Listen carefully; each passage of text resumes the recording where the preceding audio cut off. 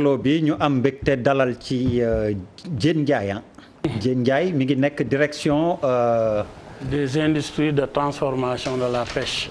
Direction transformation de la pêche.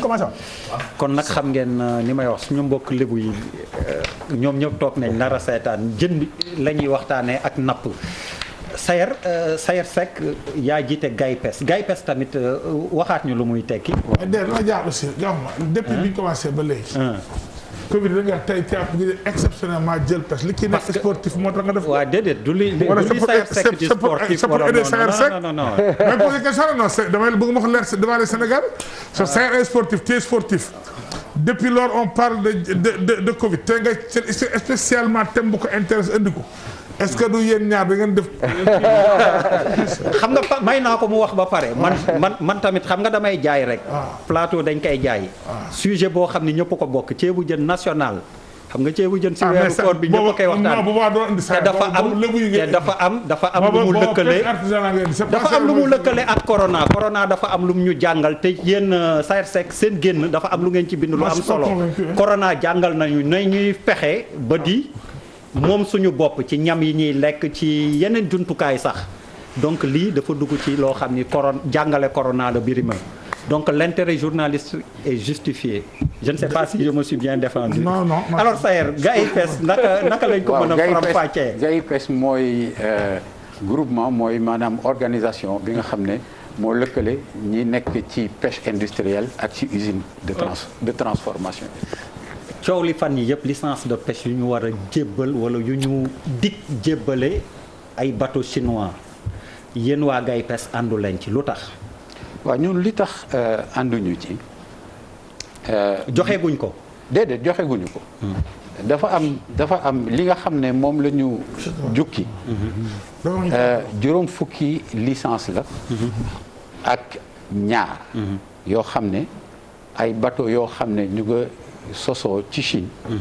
ñoo ñëw fii Sénégal pour di wut li nga xam ne mooy permis pour ñu mën a napp ci biir géeju Sénégal. mais loolu bi mu amee ñu woote ay kuréel yi nga xam ne ay kuréel la yoo xam ne fokk ñu jaar ci balaa ñu leen di jox yooyu permis mooy maanaam commission la boo xam ne c'est une commission consultative d'attribution des licences de pêche. maanaam fi ñuy jëkkee saytu yooyu laaj yi nga xam ne moom leen nit ñi di laaj pour ñu mën leen a jox licence. bi loolu amee ñu wooñu ci parce que ci kuréel googu la ñu bokk ñu joxe suñu kàddu ne fii ñu toll ci lii nga xam ne mooy mbas mi nga xam ne moom lañ doon wax.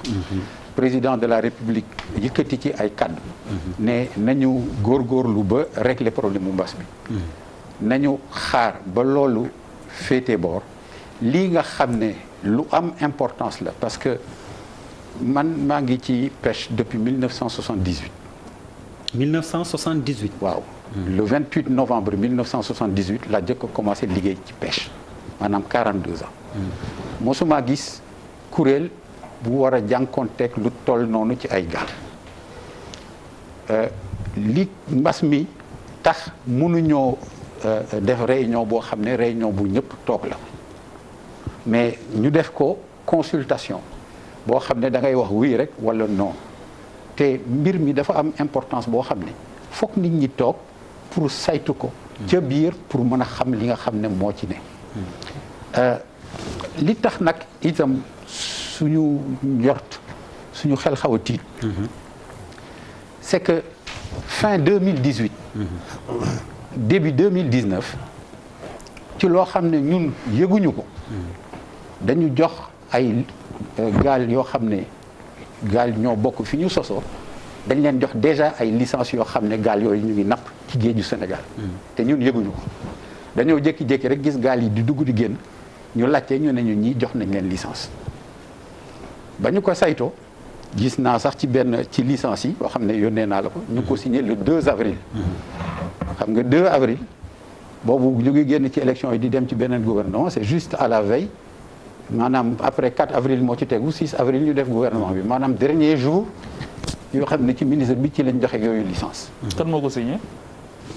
ministre Omar Gueye ñu ne ba ñu demee Aminata Mbengue Ndiaye ñëw ñu yëg loolu ñu dem ci ministre bi ñu ne ñu dañu joxe ay licence ba léegi fii may wax ak yéen xamuñu ñun ñaata licence la ñu Sénégal joxe wax ko ministre bi ñu ne ñu dañu joxe licence yoo xam ne ñu ngi koy wooyee pêche démersale profonde option céphalopode ak poisson.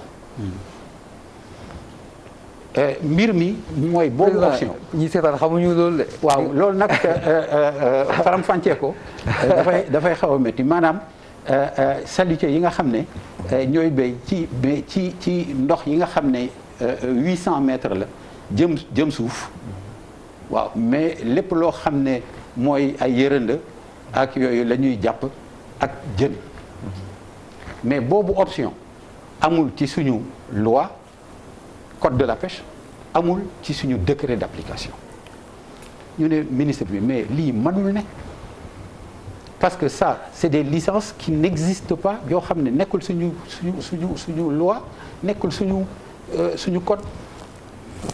Directeur des pêches ci réunion boobu ne ñu c'est pas parce que nekkul ci loi bi que c'est interdit man mii maa ko tontu kii témoin la woon defe naa ci réunion boobu Diène Ndiaye ma ne ko ministre ma ne ko directeur lu nekkul ci loi bi c'est hors la loi madame Aminata Mbengue Ndiaye daal di tëral kuréel goo xam ne c'était une commission technique boo xam ne conseiller technique numéro 1 moo ko jiite pour ñu saytu licence yooyu ñu joxe pour xam ñaata la ak ndax c'est des licences yoo xam ne c'est dans la loi ou c'est hors la loi ñu def ñaari réunion daal di ci ràññee fukk ak ñaar yoo xam ne bokkul nekkuñu dans le champ de la loi loolu lañ ci jot a saytu Aminata Mbengue Ndiaye dem ñu am ministre bu bees ci la ñu gëjee dégg mbirum commission boobu bi coow li jógee wax nañ ñu ne licence yooyu ñu joxe woon ci option boobu ñu ko joxe woon te amul ci loi bi erreur technique la woon mais rectifier nañ ko naka la nekkee erreur technique te directeur des pêches bi défendre ko. kan moo assumer erreur technique en pleine réunion. kan moo assumer erreur technique loolu ñun xamuñu ko mais nee nañ ñu erreur technique la rectifier nañ ko mais xamuñu naka lañ ko rectifier te ba fii ñuy wax xamuñu gaal yi ñaata lañu li ñu xam mooy 12 yi nga xam ne jàppoon nañ leen DAC 1286 la ñu commencé. DAC 1287 1289 1290 1302 1303 1304 1305 1307 1308 1309 ak 1310 muy 12 gaal mais tey gis nañu ay DAC 1335 ñuy génn ak di dugg waxuñu ne nag ndax am nañ licence wala amuñu licence moo tax ñu bëgg li nga xam ne mooy liy jëkk mooy ñu xam lan nga xam ne moo xew ci pàcc boobu nga xam ne mooy pàcc bu jëkk bi mais d'ailleurs li ñu jàpp mooy bu ñu amee ministre bu bees ñu am kuréel goo xam ne dañ ko tëral pour saytu mbir moomu pare guñ ci ñu dem andiwaat juróom fukki gaal ak ñaar pour jox leen promesse de licence yi tekkiwul ne danañ leen jox licence parce que ministre bi ay la yoon nag lu nekk nag da ngay wax lu li am joxeegul yooyu licence navire yi ñu ko dikk waaw mais promesse de licence bi bu ñu ko joxee promesse de licence boobu mooy tax navire bi ëllëg ak si biir mën a nekk navire sénégalais parce que tant que loolu joxuñu ko promesse de licence boobu du mën a nekk navire sénégalais navire chinois lay nekk bu nekkee navire chinois mënul napp Sénégal moo tax ñu ne nañu téye mbir moomu ba saytu li nga xam ne moo xew ci géeju Sénégal parce que option bi ñu leen jox muy merlu recherche ci li ñu mujj a xam dafa def potentiel de prélèvement maanaam liñ ci mën a sàkk liñ ci mën a napp ñu signé accord ak Union européenne jox Union européenne 1750 tonnes mu des donc 1250 tonnes ñu am ñeenti gaalu Sénégal yoo xam ne dañuy liggéey ci boobu option waaw léegi ñu joxe déjà 12 ci li ñu ràññee xaw ma ndax gën naa bare xaw ma ndax gënul bare xëy na loolu jënd nañu ko mën a leeral mais boole ci li ñu war a xam mooy mbir mi du mbir mu ndaw gis nga Sénégal dafa am accord de pêche ak Gambie gaalu Sénégal dañuy dem nappi Gambie gaalu Gambie yi ñëw di napp Sénégal chinois yi dañu dem Gambie créer fa ay société jël nationalité gambienne dugg ci accord boobu ñëw di napp liste bateau yi Gambie yi napp Sénégal ñu ngi nii. alors que ay chinois lañ. ay Chung Yuang Yu Liu Chang Yu. ay Gambien lañ Xing Hang mi ngi nii mi ngi nii. donc tous ces bateaux qui sont au nombre de 16 xaw ma 17 ñu ngi nii. c'est la même chose en Guinée-Bissau suñu consignataires yi nekk Guinée-Bissau ils nous ont signalé qu'il y a 49 bateaux qui sont aujourd'hui de nationalité bissau-guinéenne qui pêchent en Guinée-Bissau donc c'est une stratégie globale te loolu buñ ci Sénégal buñ ci deful attention dinañu am 100 bateaux yoo xam ne lu ko weesu sax 200 wala 300 bateaux yoo xam ne chinois la buñ ñëwee fii jeexal géeju Sénégal ba noppi dem feneen. li ma ci bëgg a yokk rek mooy. pour daaneel. ma daaneel ma ci lu jëkk mooy gaal yi boo leen retracé.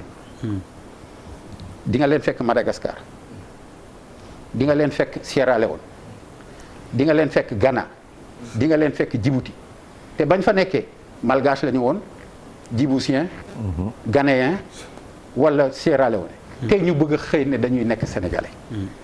ñun loolu lañ ne munu waru fee mën a am parce que mbirum Russie fii la ñu fekk mbirum coréen yi ci poulpe bi jën njaay ngi fii la ñu fekk loolu exactement la ñu def jël ay bateau coréen def leen sénégalais ñu napp poulpe bi jeex ñu dem seen yoon donc loolu la ñu ne dañ ko war a téye Sénégal defar politique nous on a une politique industrielle xam na li ma koy wax xam na li may wax Sénégal industrie de la pêche la donc képp kuy def amul benn stigmatisation bu ñuy def ci chinois wala ci leneen ndax chinois yi nga xam ne ñu ngi investir boo xoolee Sénégal pêche wala nga xool madame Ping bi nekk Diamniadio mais ñu ngi fii di liggéey kenn mosu ñoo dégg parce que ils ont investi d'accord Sayer voilà donc man ñun loolu la ñu wax ne nag loolu gaal yooyu waruñu ñëw rek dugg Sénégal ci noonu alors Diène Ndiaye li Sayer Seck wax jiite GAIPES encore une fois ñu fàttali ko yéen lan ngeen ci mën a indi tontu loo xam ni dina dalal seen xel parce que man su ma déggee muy wax lenn rek laay jàpp ci tënk xoddeeku balaa ngay lakkale la wax léegi yéen lan ngeen ci indi comme tontu waa ministère balaa may ñëw si tontu sa question damay nuyu ñi ma fekk ci plateau bi yëpp. fay nañ la. Pape Djibril Birima Papis. Bouba yow Der. Malal Talla ak Fayeen bi. maa ngi koy nuyu bu baax di nuyu président. Sayer. di wax ne monsieur le président du GAIPES Sayer. dafa mélanger ay questions yu bokkul. comme lan ak lan. Sénégal. amul atelier buy fabriquer gaal. flotte bi fi nekk yépp flotte bu ñu importé la. muy moom ay bateau keneen. moo tax législateur bi bu muy def loi bi mu ne nañ ci teg ay barrières yoo xam ne dinañu permettre balaa bateau di ñëw Sénégal mun na ñëw fi Sénégal toog ci géej bi mbaa mu toog ci port bi bañ a napp mais di construire ay accident mbaa muy def sax ay pêche illicite ñu ne nañu def loi bi de telle sorte que balaa nga fiy dugal gaal pour mën ko dugal ci pavillon bi da ngay demander d'abord autorisation promesse de licence dinañu may ñun ñu saytu yow fi nga li nga bëgg a napp ndax am nga fi possibilité ndax méngoo na ak suñu loi ak méngoo na suñu orientation ñoom ci voie boobu la ñu emprunté andi ay gaal yoo xam ne France la ñu jóge gaal yoo xam ne Espagne la ñu jóge gaal yoo xam ne ay grec la ñu jóge am na ci ñoo xam ne sax andi nañ gaal yoo xam ne politique commune Union européenne bi mu ko jëlee pour sortir de flotte gaal yooyu la ñu jël andi ko fii donc question boobu dafa war a leer. Deuxième chose boo buggee napp Sénégal da ngay am licence de pêche mooy am deux possibilités soit nga am affrètement parce que da nga am usine nga am problème mu approvisionnement mënuloo traité quantité nga ne état bi da ngeen bugg ma ngeen may ma affrété un bateau bi day ñëw pour ma mën di si am approvisionnement pour suma usine mën a fonctionner ma mën a am matière première mën a tourner. Deuxième cas bi mooy nga am say bateau bugg a nappi ngay demander licence de pêche licence bi mu nekk une licence annuelle boo xam ne chaque at dañ koy renouveler muy ñoom ñëpp at bu nekk boo buggee nappi da ngay licence bi ñu renouveler ko yow nga dem fay au trésor ñëw ñu defal la quittance. Ki nga xam ne dafa nekk un opérateur économique sénégalais bugg a dem ci napp bi te dara terewu ko parce que c'est un citoyen man ak yow yépp ñoo ci yem dama bu ma buggee dem nappi sañ-sañ la comme man bu ma buggee dem béy mbaa ma bugg a dem defi élevage ñu ne la condition mooy nga am une société de droit sénégalais détenue à majorité par un Sénégalais 51%. am possibilité ñëw ministère nga ne ko man damaa bugg a napp damaa bugg ngeen jox ma promesse de licence promesse de licence bi liéwul administration des pêches parce que bu ñu lié woon boo ñëwee dañuy ñëw jox la licence bi nga dem nappi c'est pas le cas la preuve boo xoolee statistiques yi nga xam ne moom la ñu am statistiques yi depuis 2018 ay 43% ay 58% avis favorable on a rejeté d'ailleurs beaucoup de demandes parce que ñi nekk ci commission bi man ci laa bokk homologue bi nekk pêche maritime ci la bokk ki nekk surveillance ci la bokk ñoom ñu am ci ay représentants armée am ci représentant marine am ci représentant ministère des finances am ci dañuy toog nga andi sa dossier bi nag commission bi day toog nga def demande bi c'est adressé au ministre commission consultative la ñu dañuy toog ñu xool dossier yi nga ne man licence bii laa bëgg option bii laa am navire bii laa ko bëgg a nappe filet bii laa bëgg a nappe ñu xool possibilité de pêche yi am bu amee possibilité ñu ne mën na nekk bu amul possibilité mbaa dossier bi am ay gàllankoor yi mooy navire bi bu ñu si amee doute parce que dañoo nekk si au niveau international si système mondial boo xam ne day am registre navire boo xam ne da nga nekk si pêche yeneen si àddina bi da nga si nekk bu dossier buñ ko mënul vérifier dañuy wax dossier bi nañ ko suspendre ba beneen yoon on demande des informations complémentaires dossier bi nga xam ne moom lañu commission bi waroon étudier dafa am si ay dossiers yoo xam ne 2019 la 2019 parce que simplement am na si ñoo xam ne dañoo ñëw commission ñu leen le dossier est incomplet ou bien il y a des pièces yi nga xam ne nekku si ñu complété am na ay yoo xam ne dañoo créer seen entreprise muy 12 dossiers yoo xam ne boo ko répartir dafa am entreprise yu bees muy 6 ak 6 entreprises yoo xam ne ay entreprises yoo xam ne existantes la 2 yi nga xam ne gars yi pêche lañ muy Soperca ak kii Ampesca bu commission bi waxee ne bateau bi war nañ ko mën a autoriser ba armateur bi war nañ ko autoriser mu am 2 ou 3 ñu def rapport bi envoyé ko soumettre ko à l'autorité mais c'est une commission consultative l'autorité apprécie l'opportunité ou non de suivre la commission ou pas dans cette commission recherche bi ñu wax day toog day émettre son avis day wax option bi est-ce que baax na ci ñu xoolaat dañuy reporter signer ji une réunion parce que bu ñu amul quorum on ne peut pas siéger c'est bien calibré c'est bien te dans le monde noonu lay fonctionner bu ñu jàppee si loolu ñu am depuis avril 2019 amul commission ñu dugg 2020 ñu war a convoquer la commission c'est vrai ce qu'il dit on est dans le contexte mais l'administration fonctionne parce que l'administration fonctionne justement que ñoom ñu soumettre ñu ay demandes pour def ay substitutions dinaa si ñëw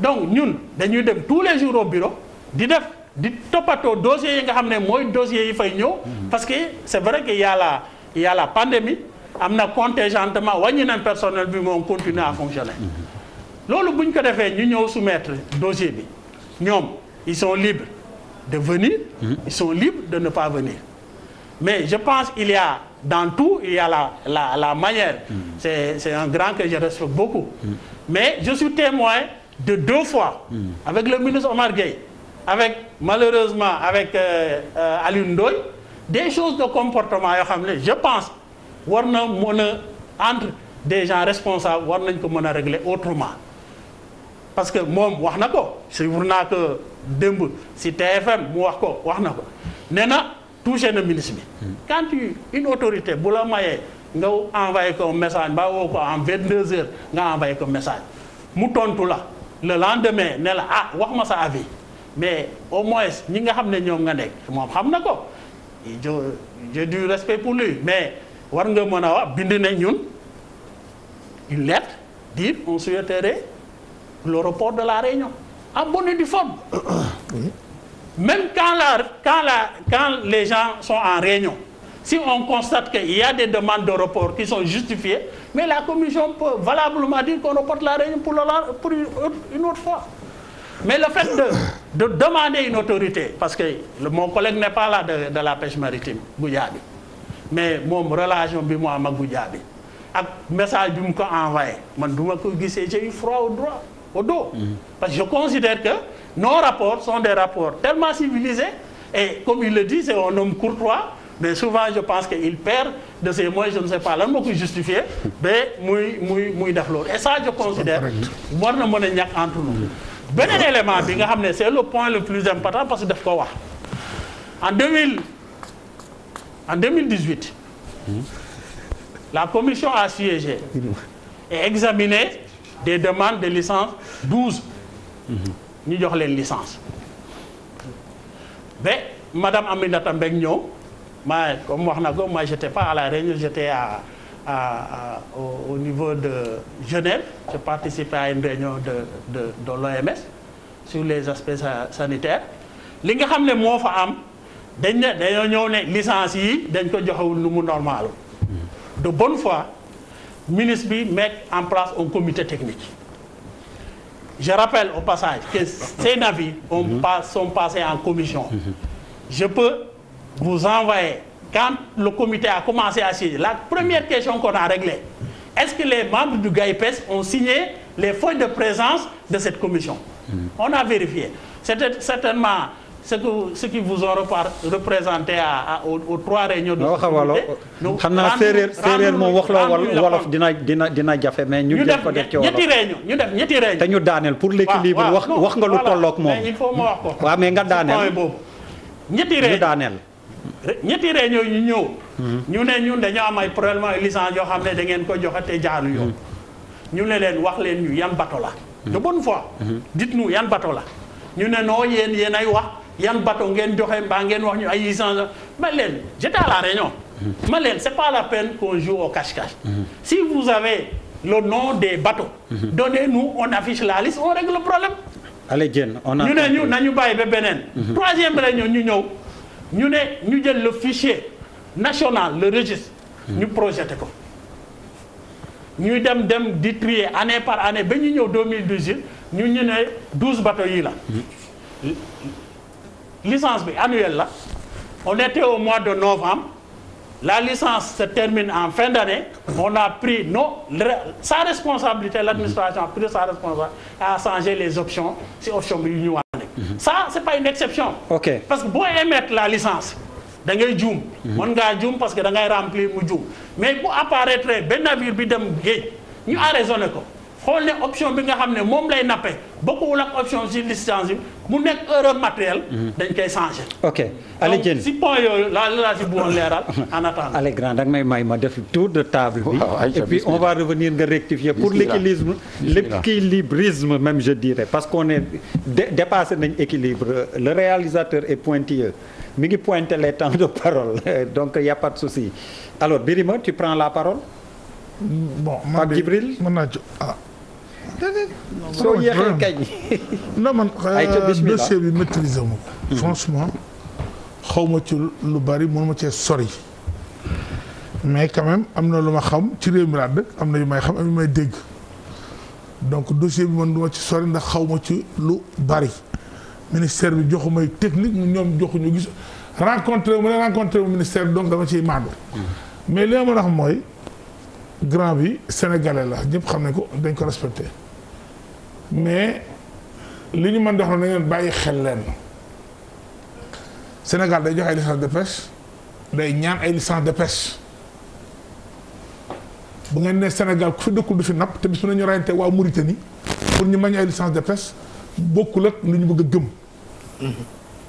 parce que bis bu ne barki dama yaay di bëgg a dee Guet Ndar pour demander les espèces aux Mauritaniens et que demander ay yeneen pays. deuxièmement grand yow ci ñiy concurrencer kii bi pêche artisanale ci nga bokk ndax yaa ngi 18 bateaux et puis bëgg naa laaj benn question le 17 à 22h le 17 avril à 22h. jàpp ñu sa bateau buy pêcher illégalement dans les côtes du Sénégal. non non. je dis bien le 17 damay lay jox date de le 17 avril à 22h. donc bu ñu bëggee aussi ñun Sénégalais yi ñu wex ñu nañu wex suñu bopp ñu joxe le bon exemple parce que aussi waruñu xeex ngir sama intérêt bopp man d'accord mu ñu passer géeju Sénégal. je ne suis pas d'accord ku ko def ak ku mën di doon suma xëy naa dénoncé que du suñu cër mais ñun Sénégal yi aussi bu ñu passer li nga xam ne ñoom ñëpp ko bokk pour suñu intérêt bopp li may wax c'est très important parce que Sénégal laa dëkk rek parce que nag aussi ni nga amee droit nekk sénégalais dem am ay associé à l'extérieur wala am nangam ba créer sa société boo xam ne yaa xam à 51% say bateau ñëw di napp noonu la beneen sénégalais aussi ñi ngay wax chinois dañu ay sénégalais lañ xam ay sénégalais yi créé seen entreprise li ñu mën a tëri xaw ma pour nga boo ma ci leeral yu am ay partenaires nekk majoritaire à 51% bëgg a napp comme yow ngeen leen di fi amee bu dee loolu aussi nañ ko leeral. bu dee ay chinois la ñu ñëw def parce que bu dee Sénégal parce que man li wax ni TFM la c'est-à-dire ministre bi en presque di ko wax mais c'est des sénégalais. ñu dem devant notaire créer entreprise majoritaire à 51% di demander pour napp bu fekkee ni c'est ça kenn amul droit tere leen bu ñu amee buñ droit loi bi la may ngay Sénégal dëkk ci réew mi am ay loi pour napp ci réew mi moo ma ko may moo ko may Boubou Ndour moo ko may Malal. maintenant bu dee loolu amul nag ay chinois à 100% lañ mais mënuñu ñàkk bañ a may à l'étranger mënul ñàkk nekk parce que dañuy ñaan bitim réew mais nañ koy yemale ba du yàq suñu géej. loolu laa ci wax lu may wax. Bouba. waaw man en fait bon du ma dugg ci détail parce que effectivement am na loo xam ne relation entre ñoom association bi ak ministère bi peut-être que ci liñ fi échanger ni mënuñu ci sukkandiku pour xam exactement toutes les réalités dafa nekk loo xam ne je pense que c'est un constat bu leer moom mooy bëri na lu ñuy naxee suñu réew yi muy Sénégal muy des pays yi nga xam ne foofu la am géej wàllum napp daf ci am te loolu dafa yàgg tey jii nii Birima mi ngi wax Mauritanie dañ fay nekk di ñaan pour napp peut-être que bu ñu protéger woon suñu géej yi bu baax du ñu dem di wàll ji Mauritanie ba ñu fay rey ay doomu sénégalais parce que tout simplement li ñu waroon def suñu réew bu ñu ko defee normalement war ñu dem Mauritanie di nappi te dafa am benn affaire boo xam ne pour man dañ ko war a sóoraale mooy que ci biir li ñuy napp en dehors de xaalis bi ci nit yi di liggéey est-ce que sénégalais ñi ngi dundee jën yi ñu moom c'est-à-dire que est-ce que sénégalais yi ils ont le choix ci li nga xam ne moom mooy génn ci seen géej pour man loolu c'est très important parce que ñun ñëpp aussi dañu constater que ni peut-être jën li muy jar Sénégal waru koo jar loolu.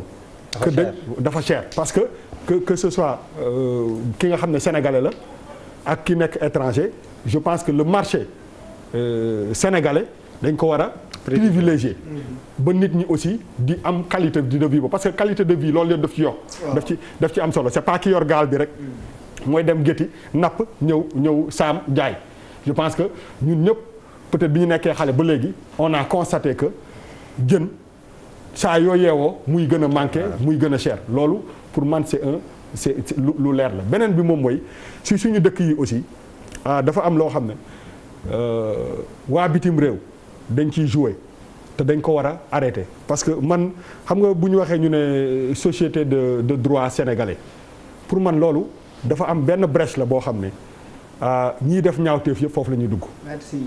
parce que c'est pas profond. xóotul est-ce que sax du waa bitim réew ñoo ko créé société de droit sénégalais et après. te yow mi sa bopp ngay jàkkaarloog sénégalais yi di xool xam nga ni ñii ñu ngi lay dóor. xam nga ni lii c'est pas profond.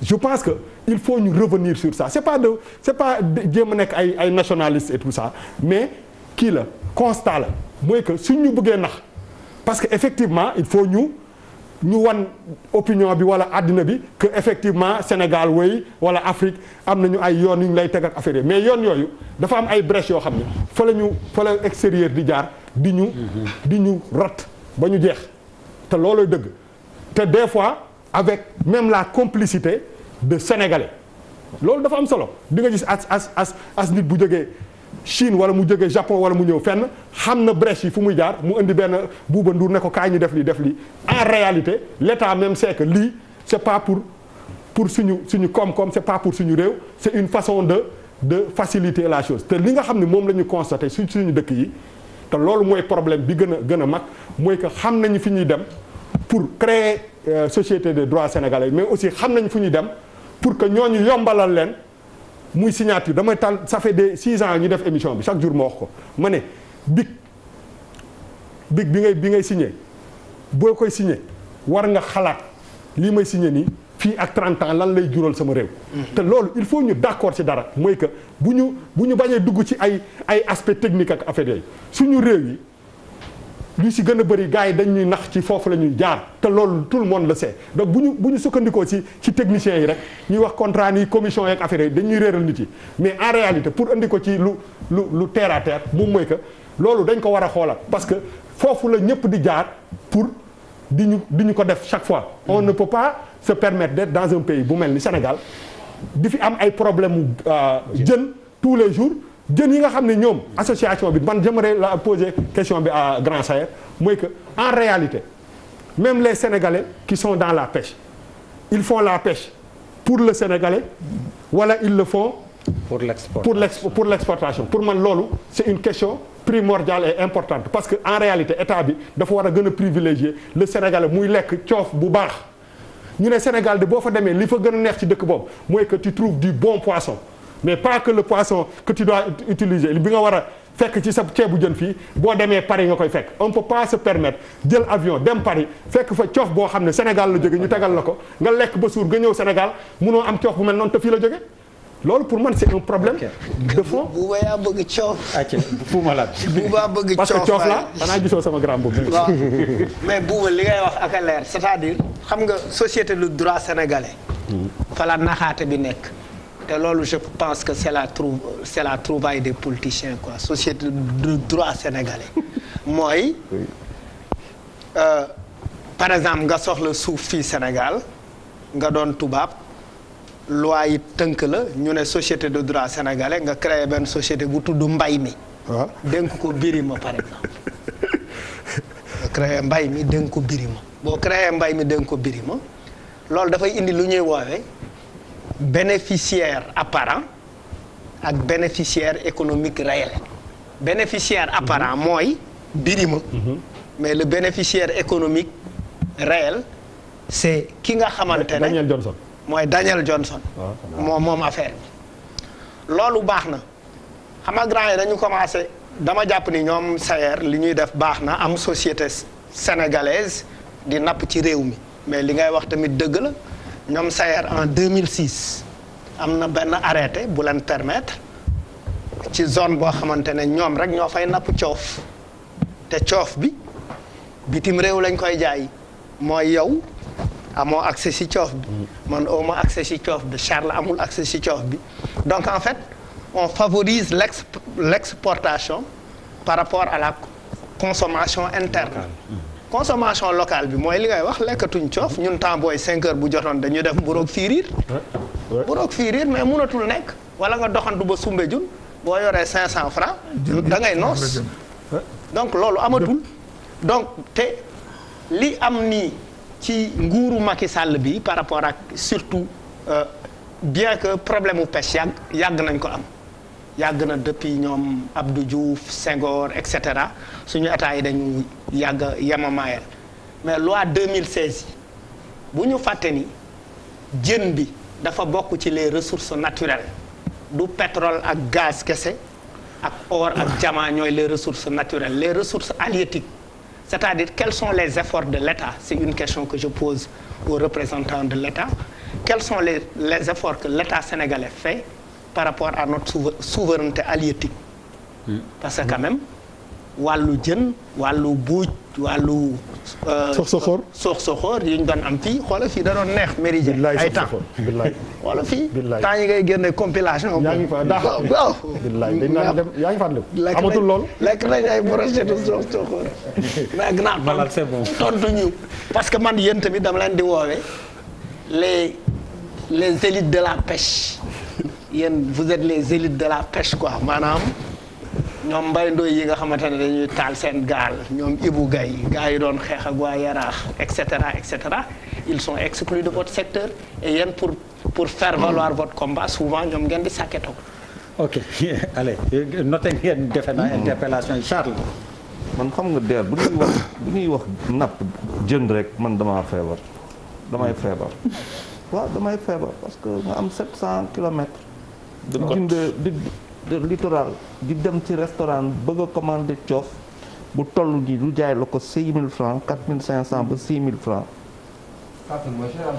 franchement non bu toll nii laa la wax bu dee coof et encore ñeneen dañ lay jaay badèche ne la coof la. boo xam bon Charles am na dama nga jéggal ma rek de après xam naa bu ko caméra bi jël dafa am ku ñu interpellé léegi ne grand Sayer dafa dëpp masque bi te c'est important ñu fàttali ko pour que Sénégal yi koy mais y a une explication aussi benn bras bi voilà benn bras bi dafa dañ parce que ñetti yoon la ko wax voilà non y a l'explication masque bi beneen rechange bi mi ngi ba oto ba et on avait commencé l'émission donc fil bi dafa dagg on a été obligé de rafistoler ça et puis Charles tu continues waaw ma ne dafa ma jaaxal trop quoi métti ma xam nga sànq kilifa bi nee na Sénégal du ñu defar gaal waaw ça me pose un problème man sama maam gaal rek la doon defar sama papa di defar gaal sama ay gaal ak ay gaal alors ils ont fait tout le kii avec ça xam nga boo demee ba ñu toog tey ñun sax lu bëri lay kii man lébu laa loolu feebar la quoi ñu am ay lébu suñuy histoire Dakar ñu ne tey quoi duñ defar gaal am na fii xaw ma j'étais dans un pays africain ñuy defar gaal nga dem Tantan fii Maroc dañuy defar gaal au Maroc fii à Tantan que nous on ne fasse pas de bateau c'est un échec la quoi échec pour suñu dëkk la c'est un échec dëkk boo xamante ni ci 750 kilomètres ci nekk ba pare amoo souveraineté maritime non kii de la pêche amoo souveraineté pharmaceutique amoo benn souveraineté amuñu benn souveraineté ñun sànq rek y a pas très longtemps am na ku fi ñëw toog ay sénégalais Mauritanie yu leen di kii sénégalais am problème Guinée-Bissau président de la République toog ci benn conseil des ministres ne il faut que ñu xoolaat suñu souveraineté si géej ga pour que ñun ñuy moom suñuy jën nga toog tey ñuy waxaat affaire u jën ay licence de pêche c'est-à-dire man mënu ma ko comprendre gis nga Covid bi ñëw nii daf ñu war a yeet ñu comprendre que monde bi dafa changé gis nga pêche bu may nekk ndaw xale ba tey saa yu moo waxee pêche rek man mafia laa fa gis si bàgg xam ko c'est une question éminemment mafieuse au Sénégal ba pare nag am loo wax sànq gis nga suñu problème fii jën nga mooy suñu intégrité xaw ma lu ñu koy waxee wolof suñu intégrité si suñuy politique si suñuy politicien mooy indi yenn jafe-jafe ñaareel ga lan mooy suñu ambition si pêche ba boo amul intégrité looy amee ambition ñetteel ba c'est quoi l'intérêt supérieur de cette nation en ce qui concerne la pêche dëkk boo xamante ne 700 kilomètres mu am 16 millions d'habitants ñu am ay problème mu jën c'est inacceptable c'est inacceptable tey da ngay defar ceebu jën am na kër yu bëri boo fa duggee ceebu jën yabooy lañ fay def xalaatoo teg beneen jën lu dul yabooy et encore que maintenant sax yabooy boo koy am depuis temps yi am na loo xamante ne ñu ngi koy seet mooy bu ñu génnee nii mais temps yi boo xoolee jën yaa ngi ci tali yi ku romb fii corniche bi ñëw fa tu vois que du poisson tous les jours j'ai mon frère qui va et qui pêche des coofs tous les jours mu publicité coof xam nga depuis quand il ne l'a pas fait depuis des années gisul coof temps yëpp mu ngi posté xam nga yow xam nga sama frère tous les jours mu posté coof tous les jours ce qui s'est passé depuis des années ça veut dire quoi ça veut dire que dafa am benn genre accalmie boo xamante ne may na peut-être reproduction wala gars yi ñor je pense que tey suñu problème mu pêche un problème d'ambition d'intégrité problème de comme lu mu tudd intérêt supérieur est-ce que c'est ça ou pas. Papis Diaw pour que mu mat. déjà benn Djibi waxagul benn mise au point bu ndaw rek. Djibi waxagul. yow mooy ne dama doon defar gaal man damay def gaal. su paree benn kii rek. waaw benn ngeen baal damay wax. après je reprends le masque quoi. benn constat mooy depuis au moins 20 ans depuis 20 ans. au moins je me rappelle pas benn année boo xamante ne licence de pêche nekkul au devant de la scène. Elle est tellement intéressante pour les Sénégalais la question xool si peut-être coronavirus la pêche s'est trouvé une brèche pour qu'on parle d'elle. Ça veut dire que c'est quelque chose d'essentiel. benn constat bi may def en écoutant les deux parties dafa benn problème bu ci am par rapport à l'État moom lay njëkkee parce que l'État c'est normal doit promouvoir la préférence locale autant il doit respecter ses engagements internationaux en termes de convention. Donc il faut comprendre que c'est pas un problème facile. Mais beneen bi c'est juste c'est une proposition quoi en étant en fait même ignorant entre guillemets quoi wala profane. Pourquoi les gens bu amee beneen facteur extérieur pourquoi ñun les locaux on n'arrive pas à trouver un terrain d'entente pour d'abord préserver nos intérêts ensuite s'ouvrir au monde parce que c'est le contexte qui l'oblige aujourd'hui man loolu mooy suma problème te am na benn affaire bu may sous-entendre xëy na il est basique dans l'administration classique mais on est au Sénégal on sait que les gens font ce qu'on appelle ay prête-noms da ngay ñëw c'est une réalité je ne dis pas que c'est des choses constatées ou confirmées pour ce genre de sujet mais on n'est pas au Mali on est à Dakar on sait comment les choses fonctionnent de façon globale donc man du ma ci mën a sori sauf pour dire que l'État doit être là d'abord pour les Sénégalais coronavirus bi wane na ko nouvel ordre mondial bi ça l'exige maintenant bopp sa bopp d'abord chez toi d'abord oui. Avant ngay dem c'est une nouvelle réalité il faut que les gens intègrent ces facteurs et que ñu redéployer les gestions les administrations dans un autre sens xam ne le monde a changé autant amoon na révolution industrielle la guerre mondiale il y a Corona c'est une révolution un autre monde va se dessiner et va se présenter à nous donc il faut changer de paradigme et aller dans un sens qui intéresserait ou satisferait tout le monde. Qu'est-ce que tu veux éclairer mais vraiment 30 secondes. Oui parce que dama yaakaar ne man ci république laa nekk république. waaw. Je rappelle aux Sénégalais. waaw. bi ñu créé GFM TFM gii. waaw. on a resté combien de jours ba ñu ko jox le sax pour mu autorisation def journal ñu doon wax naan télévision bi Sénégalais moom ko ay prête-noms étrangers est-ce que ñu wax tey aujourd'hui ils n'ont pas menti. fii la fekkoon Sénégal yi on crée où les entreprises dans les notaires ci notaire lañ koy créé comment un Sénégalais peut oser dire man may Sénégal yor sama këyit ñëw def appel d'offre devant ministère ministère bi naa ma noonu damay creuser ndax yaa ko moom wala moomuloo ko. ban ministre moo ñaax loolu dans un pays de droit. ma dem ci notaire. notaire sama entreprise.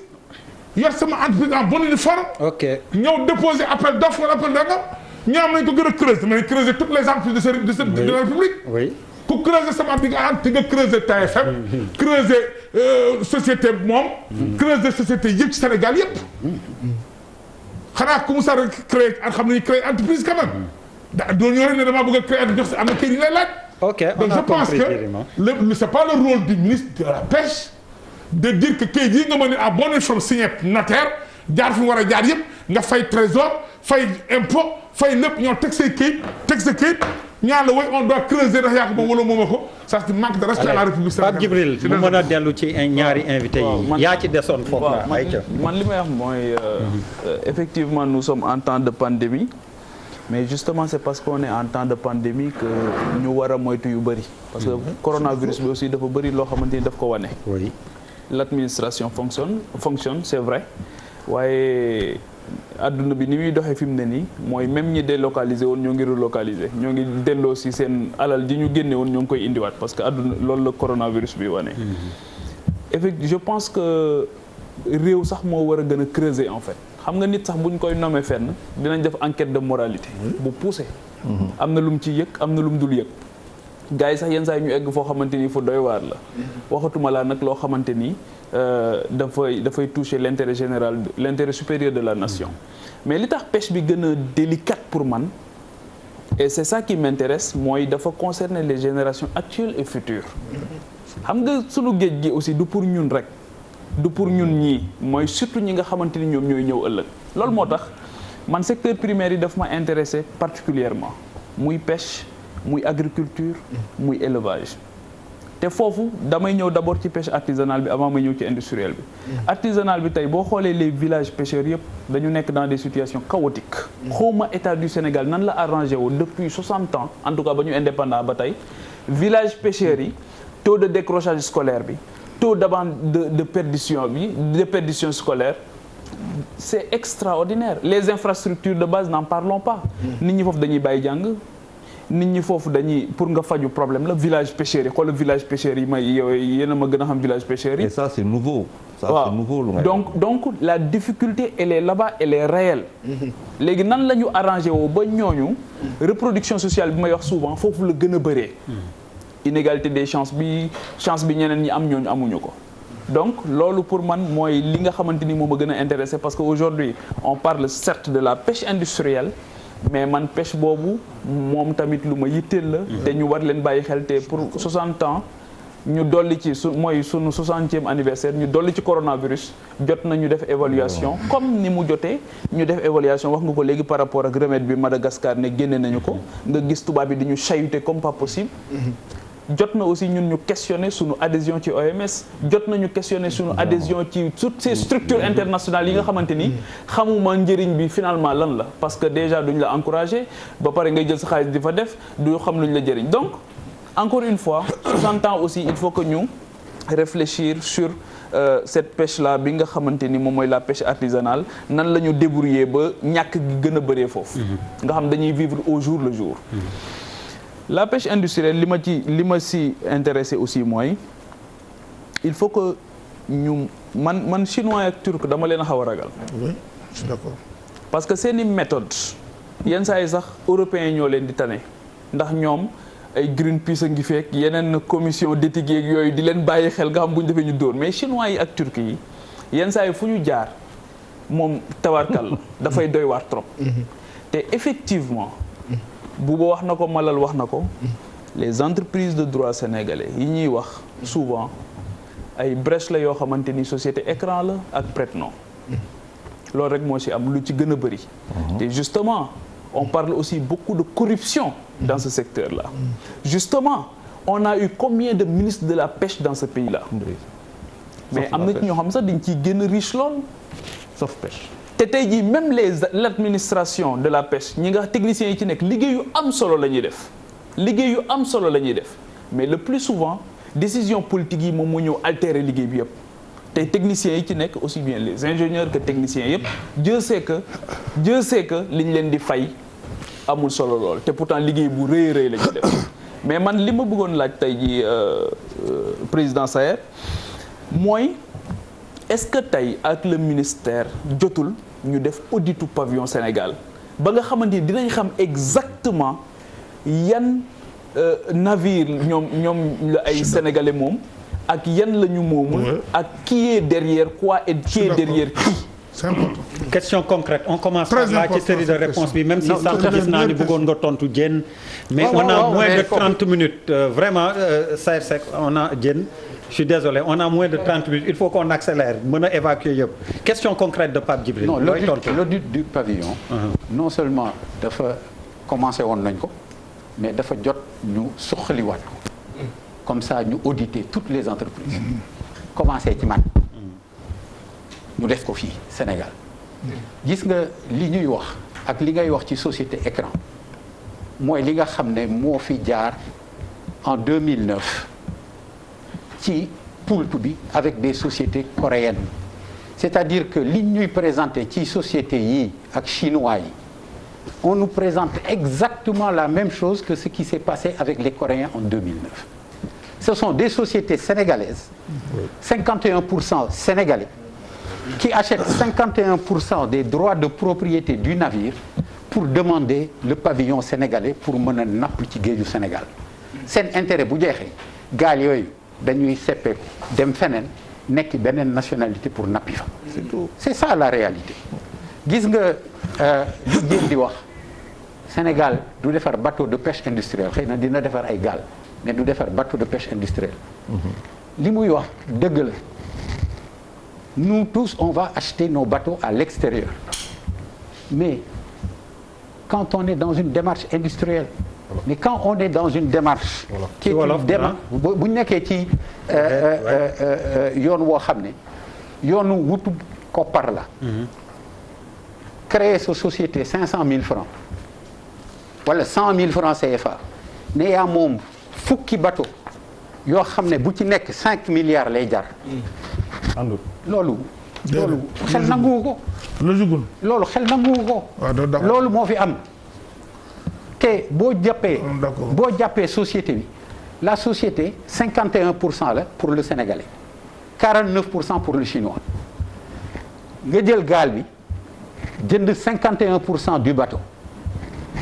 Chinois bi moom société bi mooy jënd 51% Chinois bi moom 49% boo ko xoolee ba ci biir Sénégalais bi ay droit am 25% la. bu ko matee.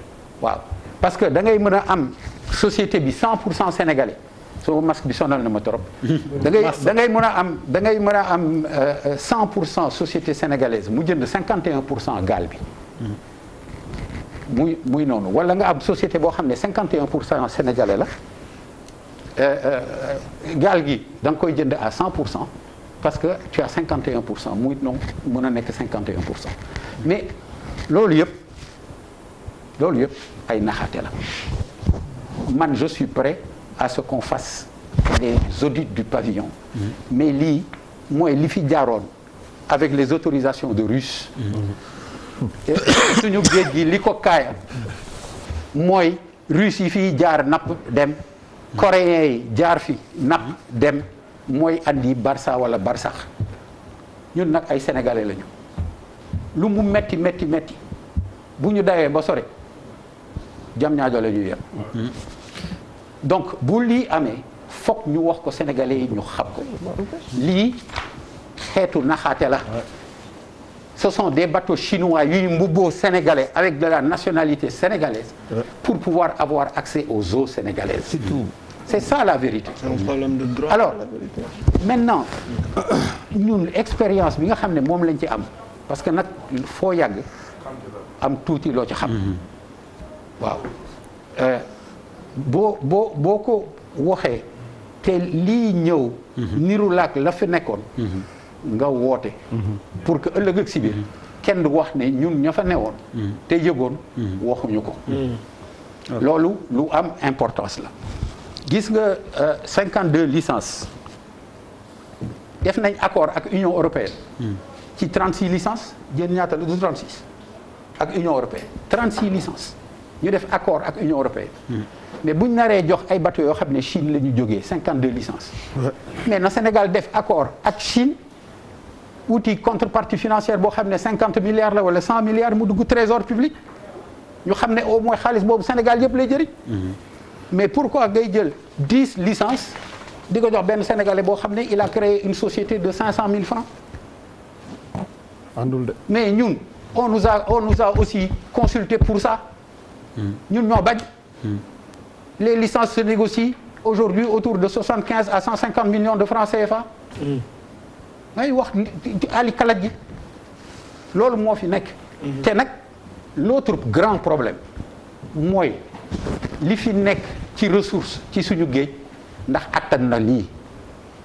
surtout que ci biir 52 licences yi fukk ak ñeent ci yaabooy bi la ak ci jay bi maanaam li Pape Djibril doon wax léegi ci pêche artisanale bi. maanaam li nga xam ne moom la Sénégalais di jëfandikoo moo ëpp ci li pêche artisanale di def may waxaale rek mais gis nga pêche industrielle bi ñuy wax Sénégal sur les captures totales de la pêche au Sénégal pêche industrielle néew na 10%, 9% la des captures donc ce n'est pas ça le problème mooy gis nga der ñu mënoon nañoo toog croiser suñu tànk wala ñu wuti aussi suñu ay chinois ñu jox ñu 20 bateaux wala 30 bateaux ñu ñëw def li ñëpp di def. dem ci notaire bi ut 100 000 francs. 100 000 francs yoo xam ne mënul la sax louer le bureau mënul la équiper le bureau mënul la defal dara nga ne j'ai acheté 10 bateaux yoo xam ne bu nekk 5 milliards lay jar te andi woo contrat fayuloo avance amuloo. Autorisation direction de la monnaie et du crédit pour pouvoir transférer li nga xam ne moom nga jëndee gaal gi. sama waay man gaal yi ma jënd. je suis prêt à montrer l'ensemble des différents documents. des contrats. des transferts d'argent et des autorisations de toute l'administration sénégalaise pour pouvoir payer mes bateaux. du benn boole ci nag sa waay. man c'est que la sant. santuma fiyun yan yu. dañuy waxante. mais est-ce que Sénégal ak Chine dañoo am ay accord de pêche actuellement. j'ai pas compris. ah. man waxal naa bateau dama 500 millions lay jar. ça dépend ci ban bateau la rek. man le dernier bateau que j'ai waaw. déglul. le dernier bateau que j'ai acheté. je l'ai acheté à 2 milliards 100 millions. et c'est un bateau d'occasion qui avait 12 ans ou 13 ans. waaw. yow da nga bëgg a dugg ci ma napp. Diène directeur Diène. mais fan ngeen di jaay jën bi tontu ci question boobu. non léegi jën bi. ñun on est des entreprises. qui sont des entreprises franches d'exportation. Sénégal moo defar loi pour promouvoir ay exportation et améliorer sa balance commerciale pour ne ñi nga xam ne ñoo nekk ci bii branche exportation pour que Sénégal mën a am devise. mën a jënd ceeb mën a jënd pétrole pour suñu électricité mën a jënd sécurité mën a jënd ay garab bu ñu ko soxla ils sont obligés d'exporter. boo bëggee nekk entreprise franche d'exportation tu es obligé Birima d'exporter 80%. xam nañ li xew nag. waaw déglu ma rek. ma wax la comprendre tuuti de affaire bi. non déglu ma rek ma wax la. ñun on est entreprise franche d'exportation on a l'obligation. jaay leen sax benn jën Sénégal.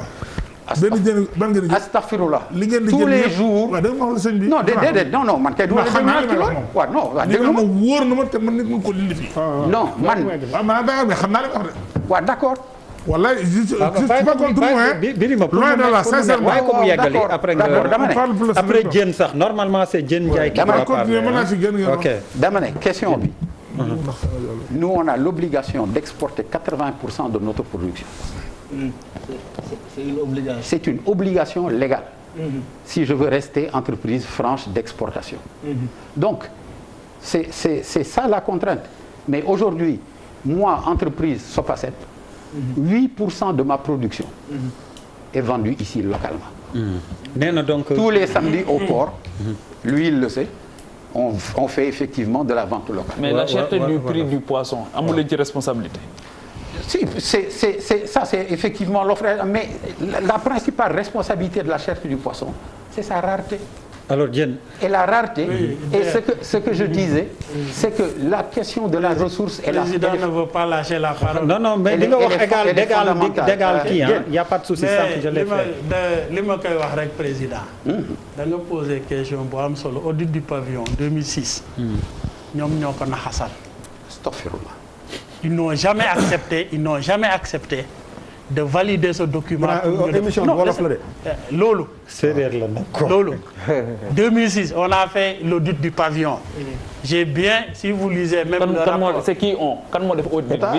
État a fait l'audit du pavillon. non yéen nag foog am ku leen atte. L'État a fait l'audit du pavillon. mais wolof sëñ conclusion bi si ñëw. D'ailleurs, si vous lisez le rapport de l'OFNAC 2015, l'OFNAC a parlé de l'audit du pavillon, du TJB. Ça, cette question-là, comme vous l'avez dit. Question boobu mu ngi si table bi et ça sera clair et net. mais TGV mooy lan mooy lan wax ko Sénégal xamuñu TGV mooy lan. TG naka nga wax. TJB mooy li nga xam ne gaal bi moom la am capacité pour denc marchandise tonnage bi muy denc. loolu parce que xam nga boo jëlee gaal ñu ne la am na 400 nga dem defaraat yóbbu ko Sanjé mën nga ko yóbbu Espagne yóbbu ko Las Palmas dem defar ko yaatal kees bi boo ñëwee certificat de dosage bi bu ñu ko defarul.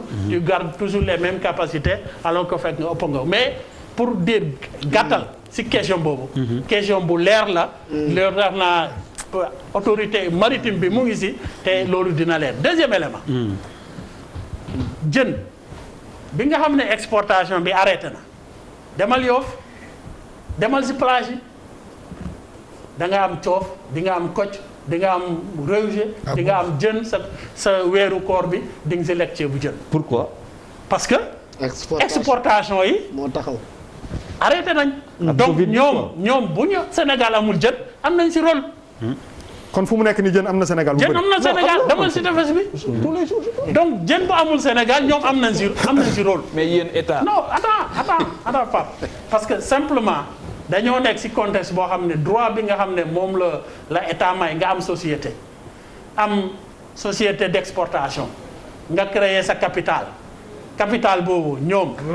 Patrick Vieira la bokkal société Patrick Vieira sénégalais même si la nationalité lan la am bu joué équipe nationale France du sénégalais. Patrick Vieira. oui il a 20%. non du sénégalais. ma ne waxuma ne sénégalais la. waxuma ne sénégalais la. mais dama ne il a 20% de l'entreprise. boo amee droit yow les 80%. dem choisir s'il vous plaît. boo amee droit yow. mais bu ñu defee boo amee droit yow. bu nga créer sa société dem wuti partenaire bu la neex. ñoom associé ak moom parce que loi bi moo la may boo créé associé li nga xam ne mooy le tiers mbaa les 2 tiers nga détenir que dans le capital nga créé ko am entreprise de pêche man Massamba ma ñëw bu nga créé entreprise de pêche légalement constituée oui Birima wax na ko ñun bu ñu juddoo am carte d'identité tudd Malal tudd Baal Papis et cetera c'est parce que loi bi moo ko wax donc au moins sur la base de la bonne foi parce que nous on n'est pas né à la dernière pluie si la commission bu ñu toogee di xool dossier yi ñun du ñu ay dof am na loo xam ne boo ko buggee mu jàll da ngay sonal sa bopp li nga xam ne mooy jën bi cher na parce que ñoom waxuma jaay marché local mais dañuy jaay jën bi nga xam ne dafa gën a tuuti ñoom dañuy jël bu ñu jaayee Europe dañuy jël ay camion li nga xam ne ñoo ko débarqué dañ koy def si akampon jaay ko Mali waa ñu jaay ko Afrique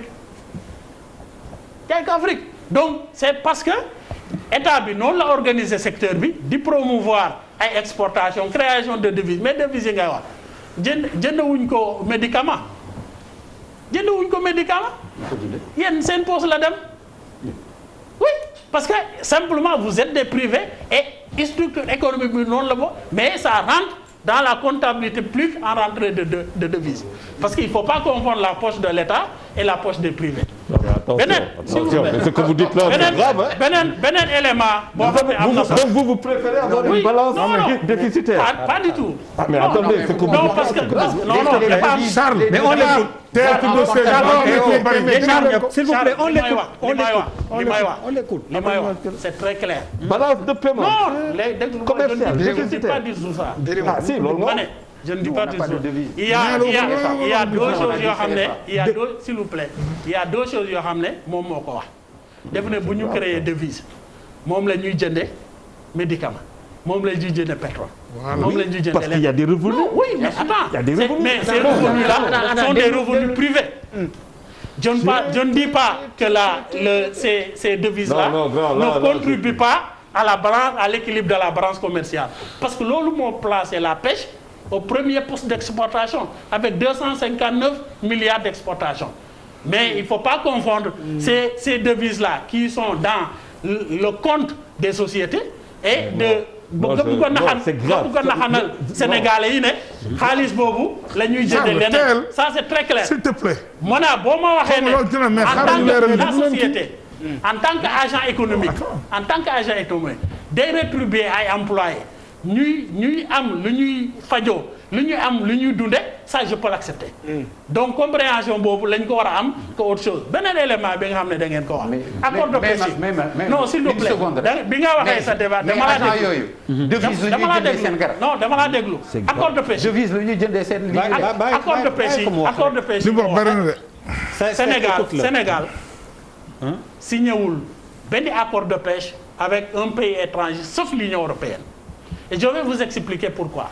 Saher il pêche le thon en Mauritanie Saher il pêche le thon en Guinée-Bissau Saher les bateaux de certains de ses partenaires de Gaye Pêche ils pêchent dañuy napp dem Angola di nappi thon xam nga lu tax parce que thon boobu dafa am organisation bu ñuy wax ICCAT thon boobu yow même boo ko nappee ci géeju Sénégal duñ ko comptabiliser ci quota Sénégal ci quota bi yow li nga ko napp foofu lañ ko comptabiliser Sénégal ñu ngi négocier accord de pêche di ànd ak yéen di den ci yendu ci table jusqu'à 2 heures du matin 3 heures du matin pour jox leen ay possibilités de pêche Guinée-Bissau jox leen ak possibilité de pêche Mauritanie jox leen ay possibilités de pêche Angola et cetera ces possibilités de pêche yooyu bu fekkoon ne ñooñu dañ ne kenn du ñëw napp ci ñun yéen nanga kenn ngeen di def. waaw mais loolu moo tax. donc ça veut dire ça non c'est parce que simplement l'économie de la pour terminer là-bas les autres rapidement dernier tour de table dañu war a wax s'il te plaît da ngeen di excusez-moi de le dire da ngeen parasiter le message du ma bëgg a porter c'est très important parce que c'est des questions stratégiques ñun signé wuñu un accord avec la Chine signé wuñu un accord avec Turquie signé wuñu un accord avec des Chinois signé wuñu un accord autre que li ñu signé dans la sous-région pour développer la pêche artisanale jox leen des possibilités de pêche dans la sous-région parce que boo jógee Mauritanie di traverser di ñëw Sénégal yow France beneen chose Pape am nga lu am solo loo wax pêche bi en 30 secondes pêche bi on a restructuré les villages de pêche boo jëlee tey un simple cas Kayar c'est pratiquement la pêche moo tax mu nekk le village de Kayar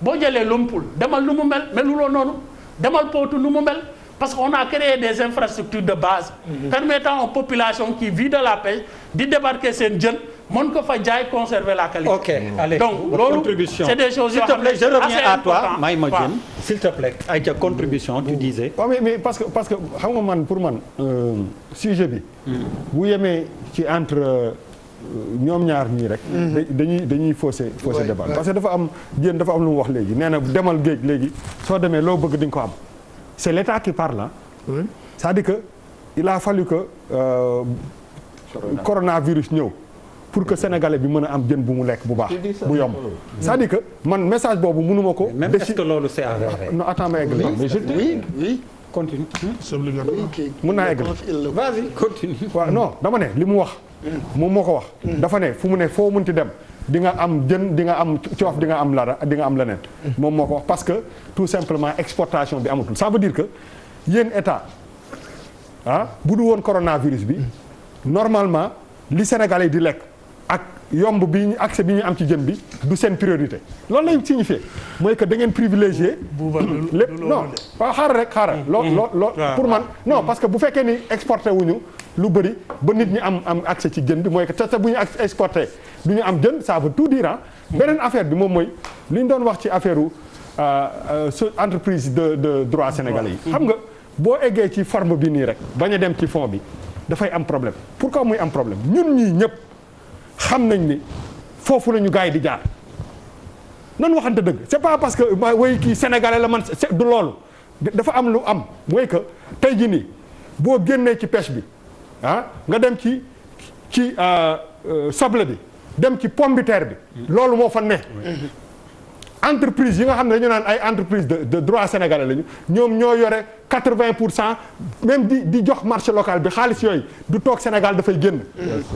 il faut ñu d'accord ci dara mooy que suñu dëkku Afrique yi foofu dafa am dañuy gars yi dañu nax boobu ba léegi bi ñu coloniser ba pare après dañu nax bi mooy leen mooy que ok nañ dem ci seen ay loi ñu ut fa ay yoon yooyu foofu la ñuy jaar pour gën la noot te loolu ñun ñëpp il faut ñu d'accord si il faut pas ñu convoquer le fait de way kii sénégalais la yow sénégalais li ñuy wax du loolu li ñuy wax moom mooy que ñi jóge extérieur dañuy ñëw si suñu dëkk yi wax fa dëgg yàlla dem ci notaire ba nan nga mën a amee benn entreprise boo xam ne 1 million nga ko constitué ngay am ay bateau yu jar 5 milliards wala 1 milliard sax il faut ñu comprendre benn affaire loolu entreprise de droit sénégalais boobu dañ ko war a ubbi saytu ko durcir ko surtout si ay points stratégiques comme la pêche pour man napp bi muy sàmm gi muy mbay mi dafa am loo xam ne ñun ñoo ko war a téye ñoo ko war a monopoliser du ab français du ab chinois du ab anglais te loolu fi gars yi di jaar mooy dañuy ñëw fii dem ci notaire bi kii après di la dut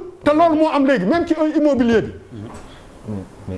même ci immobilier bi moo fi am ci mbay mi moo fi am c'est pas des sénégalais l'argent là nii lay def buñ ko dajalee day dem boo duggee fii doon dem supermarché ñoom ñoo ko yor nan waxante dëgg te ñooñu ñëpp dañ la naan entreprise bi fii laa ko constitué ça ne veut rien dire. Charles, tu n'es pas d'accord? Non, je suis d'accord avec non je veux dire depuis sànq avec non man j'ai été sidéré vraiment kilifa yi dama la koy wax jën wuyul oui sidéré parce que damay gis que à la limite da ngeen di jël xaalis bi dugal ko seen poche ñun ñoo leen di defaral mais vous êtes là pour faire il faut avoir un secteur privé fort de préférence secteur privé boo xamante ne ay Sénégalais c'est-à-dire il faut ñu ñëw si loolu c'est-à-dire jël sa xaalis di ko dugal sa poche mais ñun suñu balance dafa déficitaire pourquoi on ne produit rien du tout mais man du ma doon sayer du ma nangu nekk à un certain niveau nekk président di brasser teg 2 milliards di wax ne mooy am koo xamante ne da ngay wax man d'une certaine manière du ma ko nangu faut qu'on se dise les vérités dëkk bi faut que les milliardaires soient les gens du secteur privé et non pas de la fonction publique et le problème de ce pays c'est des gens qui sont au pouvoir et qui sont enrichis sur la pêche loolu jeex na Sénégalais yi war nañ taxaw gëm seen bopp xam ne que loolu war na fi jeex tey c'est fini ça dëkk dama la ne ku koy yor da ngay intègre question pêche c'est n'importe quoi c'est le bordel absolu depuis 60 ans beneen affaire on parle d'intérêt supérieur de la nation fu ñu toll nii tey fii ba 50 ans on ne doit pas donner notre mer pour ñu ñëw di fi pêcher c'est inacceptable parce que le monde fu muy jëm les ressources naturelles dañu wàññeeku nit ñi di yokk 7 milliards d'habitants vous pensez que ce qui se passe dans le monde là ne doit pas faire penser à tout faw nit ñi commencer réfléchir suñu dëkk d'abord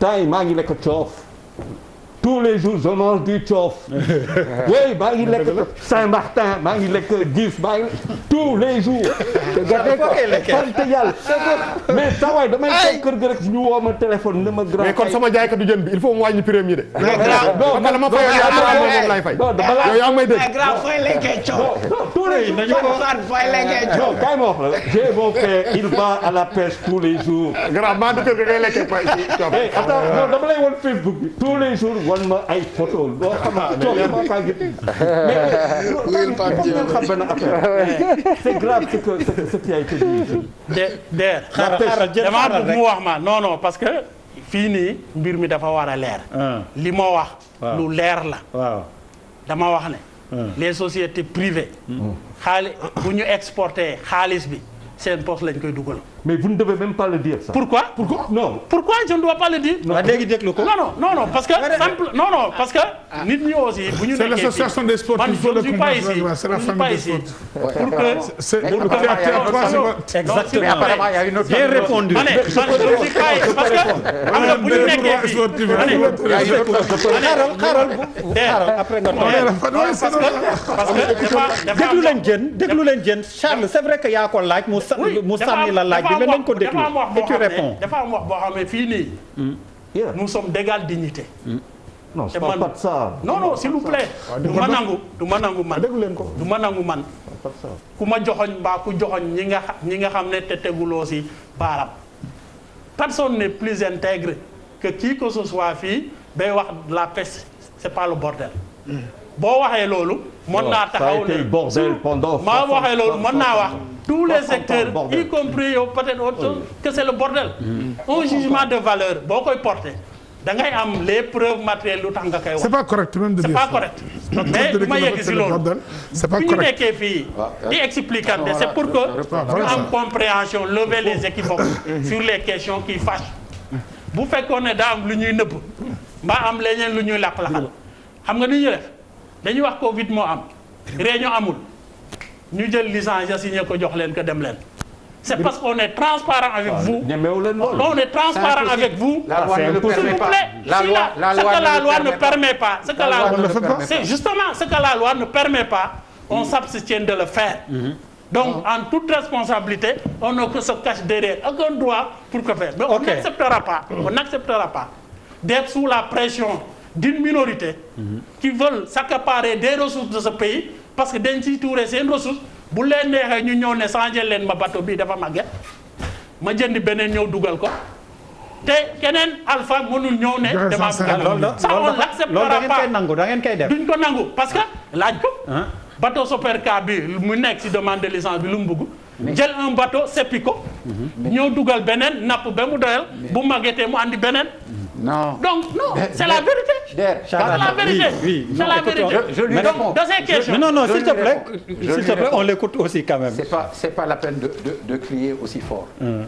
Quand on est dans un pays qui a wolof bu ñu amee réew boo xam ne dafa am politique boo xam ne politique industrielle du politique gu jaay licence parce que bu fekkee politique gu jaay licence la dañu koy wax ñu def nekk négoce mais boo nekkee politique industrielle outil industriel bu ne même sa auto de service bi ngay dawal dana dem ba màgget nga changé ko quand tu veux que notre outil de production soit un outil de production performant que Sénégal mën a jëm kanam gaal bi dina dem ba am un niveau d'obsolescence boo xam ne il faut nga remplacer ko mais jënduñu gaal teg ci dañu ne gaal bi doon napp dañ koy génne jënd beneen gaal de manière à pouvoir le remplacer et à garder l'outil de production dans ce pays-là. Vous respectez les mêmes normes. Bien sûr. Et les mêmes critères. Bien sûr. Vous respectez les mêmes normes. La commission ne l'autorise pas.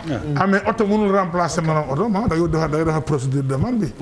Non non mais tout à fait non non mais da ngay def non Birima marque mënoo ko ñëw changer. Birima vous avez tellement raison que non ils sont prêts à vouloir garder des privilèges sur cette ressource parce que bu ñu ko joxoñee ñiy demander kenn joxagu leen licence dañoo demander en tant que citoyen parce que da nga wax lu am solo malade la ressource halieutique c'est un patrimoine national le code de 2015 moo ko citoyen bu koy utiliser état bi moo lay permettre au nom de la nation nga utiliser ko ñoom li ñu wax bu ñu prospérer dans leur activité c'est parce que état moo taxaw en exonération de tout taxe jox leen ko carburant bu ñuy nappe ñu exonéré ko may leen ko exportation yi doo fay benn taxe c'est parce que état a délibérément choisi de développer la pêche. Alors Pape Djibril Fall donc de ce point de vue mënul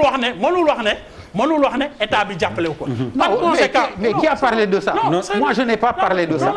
Moi j'ai dit on a une ressource nationale. C'est vous qui avez parlé. C'est vous qui avez parlé. Il a parlé de développement de privé. Non, état bi j'ai parlé de fini au développement du Sénégal. privé bu fi prospérer état bi moo la may loxo. allez Diène ak Saër Seck ñu déglu Pape Djibril. man en fait dama tiit en fait. li ma tiital mooy. il y a des questions sérieuses yoo xamante ni suñ koy wax. il faut que ñu am benn élévation ak benn dépassement génn ci égo yi wala ay crypto personnel wala soit c'est-à-dire ni may j'ai l'impression que finalement souvent day dem ci benn niveau boo xamante ni dafay suufe trop alors que lii wax na ko léegi ne nous sommes d'égale dignité 16 millions de Sénégalais yëpp dañu nekk d'égale dignité te lii ñuy waxtaani ñoom ñëpp ñoo ko bokk et malheureusement ci débat yi man absent bi ma ciy gën a naqari c'est l'Assemblée nationale parce que même yu mel nii nga xamante ni dafay engager ay génération keroog damay seetaan benn film Amérique gis benn président buy prêter serment mu ne mes 4 prochaines années dama koy consacrer aux 4 prochaines décennies c'est-à-dire que li ma yitteel du ñeenti at yi ma jëm rek mais lépp lu ma ci def dafay engager 40 ans yi may dem c'est-à-dire que nee nañ stade Léopold Sédar Senghor bii du woon ay licence de pêche ñu ne am na lum ñu jural stade bii ñuy tabax ñu ne chinois yi ñoo koy tabaxaat contrepartie bi kan moo ko xam ci table ji non Turquie bi yoon waa Turquie kan moo xam contrepartie bi ci table ji ak yeneen yi nga xamante ni yëpp ñoo ngi koy def c'est-à-dire que man souvent li may appeler aux techniciens surtout parce que souvent man les techniciens man jàpp naa ne mën nañoo juum de bonne foi parce que dañuy def seen liggéey bi ñu war a def techniquement man ce qui m'inquiète c'est les politiques et justement boo xoolee même ci feebaru corona bi ñuy jàll bi ñu nekk nii beaucoup de vérité ñoo ngi koy xam parce que les techniciens ñoo jël la parole dans l'espace te lu ci bari duñ ko ñemee wax ndax seeni moroomu technicien ñoo ngi leen di bàyyi xel ñoo ngi leen di seetaan tey jii moom technicien la moo ngi ci secteur bi peut-être am na poste tey peut-être que sax est-ce que c'est la personne la plus habilitée pour parler des licences peut-être que moom am na secteur am beneen xaw ma kan mooy gérer licence yi au niveau du ministère. licence yi. waaw c'est mon licence yi ministère bi moo koy gérer. kan moo koy gérer le président de la commission c'est la direction des pêches maritimes. waaw donc tu vois finalement da ngay gis ne dañuy am yeneen problème yoo xamante ni mooy dugg ci problème mais ak lu mën di am man dama jàpp ne problème lu mel nii waruñu ko bàyyi entre un groupe boo xamante ni constitué wu na GAIPES ak nu mu mën di tudd. ak les techniciens du ministère. dañ ko war a jël def ko intérêt supérieur de la nation discuter fi ñu ko war a discuter ba mbir yi jar na débat national ba mbir yi leer ba ñëpp xam waaw fan la kii quoi moo gën parce que lii finalement gis nga ni mu demee ba ñu fiy tudd ay nit diw Vieira ak sangam nangam ak dugg na ceeg yooyu man ça me désole beaucoup et je pense que ne on va répéter les mêmes erreurs yu ñu répété depuis yu ñu def depuis 60 ans et Charles a raison Charles a raison li mu wax non tu sais et Charles leneen li am solo mooy lan la secteur u pêche bi wuti OFNAC amul dossier bu dem OFNAC si wax na léegi ne bi ñu defee bëgg def pavillon bi audit bi dem na OFNAC c'est-à-dire que à partir du moment ñuy jaabante OFNAC ak fii rek c'est parce que y a un problème Charles vraiment en 2 minutes gis nga Pape Djibril les gens sortent sur des mots et il y a des faits plus graves non ban fini ñu ngi toog ci ay mots il y a des faits graves dama fi dégg sànq loo xamante ne mënul dugg sama bopp dëkk production moo koy yor destiné à l'exportation bu fekkente ne yow satisfaire nga sa autosuffisance mooy les pays riches ñoom ñëpp dañuy exporter ñun lu ñuy def yëpp importation la donc bu ma toogee mu am ñoo xamante ne dañuy exporter c'est des rentrées de devises mais bien sûr que dafay dem ci ay poches mais état tam daf siy gagner xaalis ça rentre dans son PIB dafa am ay affaires yoo xamante ne jarul sax ñu koy wax chaque fois bu ñuy toog di expliquer dañuy ne la faiblesse de notre secteur privé fii moins de 40% de notre économie le Sénégalais yi yor ñeneen ñi ñoom ñoo ko yor ci kaw quand bu ñuy wax société de droit sénégalais on sait comment ça se passe da ngay ñëw fii nga créer sa société et les de droit sénégalais fa la yem mënatuñu continuer loolu tey dans la pêche ay wax na ko fi sànq kii nee na sànq ñu ngi lekk jën mën na leen tous les jours ñu ngi nappi ça doit nous parler parce que jën dafa baax si déjà je veux dire dans la formation nutrition ak lépp pour xale pour mag ak lépp vous imaginez que nos enfants am na ay xale yoo xamante ne musul lekk coof dans ce pays là est-ce que vous le savez ça il y a des enfants qui n'ont jamais mangé de coof dans ce pays là c'est normal ça 700 kilomètres mënuñu lekk coof. Vous pensez que c'est normal de rentrer dans un restaurant nous lay dee ay coof 8000 francs je dis attendez et le mot est trop faible encore Le mot bordel est trop faible pour dire ce qui se passe dans Est-ce que vous savez combien... Non, Charles, n'insiste pas quand même sur le bordel. Oui, si tu veux. S'il te plaît, s'il te plaît. Non, il y a... D'abord, vous savez que le maître... Non, déglu-moi. Ça l'a heurté. Ça veut dire que c'est le manque de respect. Mais je continue. Est-ce que vous savez que le Non, est-ce que vous savez que le maître... Je t'en prie. Non, mais il faudrait pas que... Non, je vous manque pas de respect. Non, je suis désolé. Non, man du ma nangu Il faut respecter les gens. nit di ma joxoñ di wax bordel. Non, je vous manque pas de respect à vous. Non, votre ministère. Mais Diène ne se sent nullement concerné. Non, c'est ça. Non, s'il te plaît, non. Charles, s'il se sent concerné, s'il te plaît. Non, il n'est pas concerné. waxoog moom. Non. Charles, je sais que waxoog moom, mais comme il se sent concerné, retire ça mu jeex. Non, Diène, vous n'êtes pas concerné. C'est ça, merci beaucoup. Est-ce que vous savez que dans ce pays, le mètre carré ne doit pas dépasser 40 000 francs? Vous savez à combien on vend le mètre carré aux Almadies? Il y a une loi pourtant. 1 million. Voyez. Comment on peut appeler ça? Est-ce que vous savez dans ce pays-là, dans le Covid, on se rend compte de notre suñuy garab sax France lay jaar parce que mënuñu ko contrôler fii.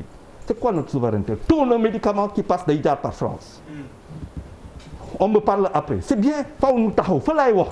C'est-à-dire quand je parle, c'est-à-dire moi je suis devant un tableau boo xamante ne les gens viennent avec des grands principes toog di wax ak tout mais ça waay amoo souveraineté monétaire amoo souveraineté pharmaceutique amoo benn souveraineté quoi. Mais le corona va nous amener vers ça. Le corona arrive, c'est ça que je dis. Diène fa laay wax ça veut dire que nous sommes arrivés à un moment boo xamante ne faaw ñu taxaw wax suñu biir. Faaw ñu taxaw wax suñu biir yabooy bi xale yi mënuñu continuer di ko lekk Sénégal di lekk yabooy rek. Il a raison. mais man d'ailleurs lu ma bëggoon yokk. Parce que je te donne 30 secondes. 30 secondes, il n'y a pas de souci. Birima, tu as beaucoup parlé, s'il te plaît, comme lui d'ailleurs. Non, parce que le gouvernement va s'en comprendre. Non, dafa ndànk rek damay wax benn. Birima, même si ça man xamawuma sax. Xola Bibo waxal. Non, dama xëccoowul rek. Non, bu dee dafa jaar xëccoo rek ma bàyyi. Comme ni nga wax comme nee nga affaire de waay la. Non, comme tu dis que affaire de waay la, j'assume jusqu'au bout. Allez, Bouba waxal. 30 secondes rek. Bouba waxal. Bu naree indi xëccoo rek moo kii. Yow laa njëkk xulool mais yow laa mujj jubóol. Acca. Non, xulóowuñu sax. Non. Vraiment man non Birima yow.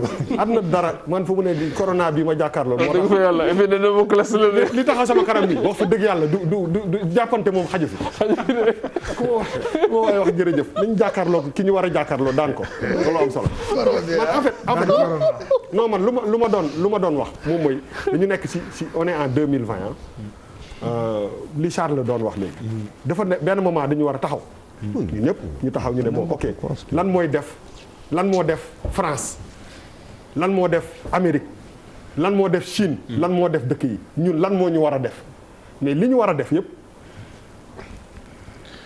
nekku fi on ne peut pas être là état toog secteur privé toog secteur privé ne la man 10% de li may def laay jaay biir Sénégal état ne ko bon man teggil naa la taxes yi may naa la possibilité ngay exporter mais bi nga xamee ni mënatoo exporter tuuti rek sama réew daf ci gis boppam donc les 10% là. État dafa war a teg pression ñoom ñiy exporter. Réduire ça à peut-être 50% pour équilibrer un peu la consommation de ay jën ci biir Sénégal. Parce que loolu mooy état tey jii dafa reconnaître que ni sénégalais lambda bi amul accès ci jën.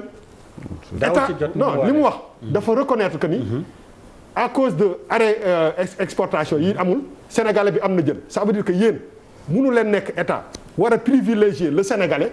di ko xañ au détriment d'un autre Sénégalais qui ne fait que exporter ki ngeen war a njëkk a jiital privilégié ko c'est le servir ko sur un plat c'est le Sénégalais donc yéen il faut ci biir coow li ngeen reconnaître si dara li Pape Diouf wax dëgg la mënuñu toog benn association buy def exportation ak état di xëccoo yan foog ni boo leen juboo rek la ñeen problème mu Sénégalais le problème des Sénégalais nekkul ci seen biir problème bi merci le problème des Sénégalais nekkul ci seen biir problème bi ngeen juboo ngeen ñàkk juboo en réalité li am solo ba am solo mooy que ci seen biir xuloo bi on s'est rendu compte que am na benn partie du Sénégal que vous avez oublié. allez Birima man je pense que foofu fi mu jeexal laay wax. oui état dafa war a wàññi licence de pêche yi muy joxe.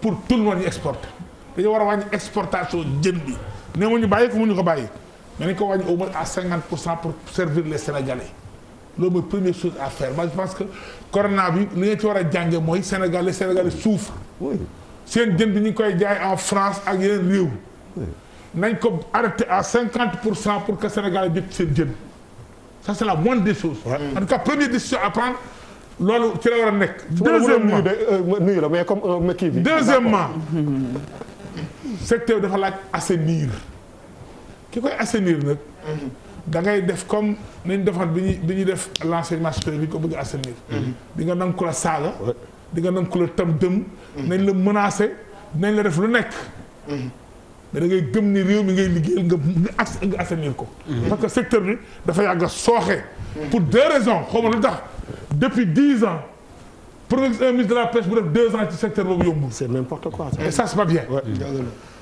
depuis plus de 10 ans ku ñëw da ngay dem donc c'est pas bien. beneen bi ci teg booba ñu leer parce que Sénégal dañuy seetaan. société yi gagné milliards ak nangam bañ koy créer 1 million lañ joxe. dafa am ay barème pour créer une société du la koy joxe moom solo. ok c'est vrai. dina koy non si mën nga joxe mais damay la. yoon moo la jox ne. da ngaa tudd sama tur mais je suis pas d'accord avec toi. waaw dama ne. si. ah d'accord maa ngi yoon nangu mun a ci condamné nit. li ma wax ak li nga wax bokkul. 1 million mën nga créer société 1 million. te say compte ay milliards nekk ci. c'est très possible. on dit li may xam naa bu baax li may wax. mais waxuma loolu de. waaw dama ne lu baax la xam dama ne li am solo mooy. li ma mënul nangu. je n'ai rien contre personne. mënuma nangu monsieur Saer. da wut partenaire international ku dëkk beneen réew bokk ak moom société ubbi ko bëgg a bañal man Birima Ndiaye ba bokk ak nit bitim réew ubbi ko mënu nekk droit bi ko jox moom koy jox nañu auditer rek mais loolu laa d'accord nañ auditer lépp nañ auditer sax ñu bees yi ñëw mais quand même bu ñu ko nangulee kenn nañ koy nangul ñëpp. ok allez le sujet moom xam naa ni duñ ko mën a jeexal et foog ñu arrêté waxtu wi tap nañu bu yàgg xaw ma sax ndax gis-gis dinañ ko mën jàllale tellement on a débordé. mais dama ma interpellé ci benn affaire man bu ma doon état. du ministre de la pêche. nit ñëw bëgg bateau de pêche. bëgg licence de pêche. ñëw jox ma këyitu entreprise ma xool que cette entreprise a été constituée pour 1 million de francs. wala 100 000 francs li may njëkk a def mooy teg ko de côté parce que c'est pas sérieux. allez léegi man une seule question rek laa bëgg a daaneel s'il vous plaît. s'il vous plaît. non man laa wax. dama ne man waaw moom la wax. ça langage moom alors entreprise bu bëgg a bateau de pêche. ok dafa mel ni mbiru ceeb bi. yéen bi intéressé na la missionné na mais s'il vous plaît. bu dee man malal c'est pas possible. je suis désolé. je dis pas que Papis yow man damay créer entreprise comme ñun ñëpp comme Birima comme keneen vous n'êtes pas le seul à avoir créé des entreprises. benn question laay jeexal vraiment en 1 minute yéen ñaar ñëpp et je pense que ça peut-être mën na tënk. est-ce que à ce rythme dina am du poisson pour suñu doom yi pour suñu sët yi yéen ñaar ñëpp état comme privé yi laay jox question bi en 1 minute ñu tontu ci tëj. à ce rythme là suñuy doom suñuy sët ndax dinañ jot ci jën fii ci Sénégal. CRC. On a fait une campagne avec les Russes. On a fait une campagne avec les Coréens. moo jur Barça wala Barsax. Les bateaux chinois là. Si on les laisse entrer à, il y en a 12 déjà.